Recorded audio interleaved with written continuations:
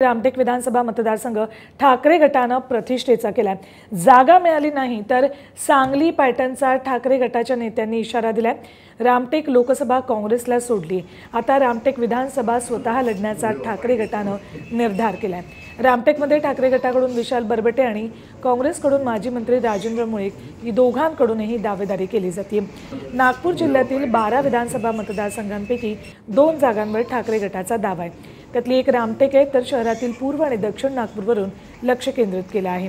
महाविकास आघाडीत शरद पवार गटाकडे असलेली हिंगण्याच्या जागेसाठी काँग्रेस आग्रही आहे, तर काँग्रेसकडे असलेली उमरेडची जागा अदलाबदल करण्याचा प्रस्ताव ठेवला जाणार असल्याचीही चर्चा आहे। रामटेक विधानसभा मतदारसंघ ठाकरे गटानं प्रतिष्ठेचा केलाय। जागा मिळाली नाही तर सांगली पॅटर्नचा ठाकरे गटाच्या नेत्यांनी इशारा दिलाय। रामटेक लोकसभा काँग्रेसला सोडली, आता रामटेक विधानसभा स्वतः लढण्याचा ठाकरे गटानं निर्धार केलाय।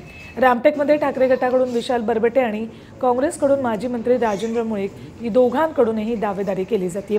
नागपूर जिल्ह्यातील 12 विधानसभा मतदारसंघांपैकी 2 जागांवर ठाकरे गटाचा दावा आहे। त्यातली एक रामटेक आहे, तर शहरातील पूर्व आणि दक्षिण नागपूरवरून लक्ष केंद्रित केलं आहे। महाविकास आघाडीत शरद पवार गटाकडे असलेली हिंगण्याच्या जागेसाठी काँग्रेस आग्रही आहे, तर काँग्रेसकडे असलेली उमरेडची जागा अदलाबदल करण्याचा प्रस्ताव ठेवला जाणार असल्याचीही चर्चा आहे।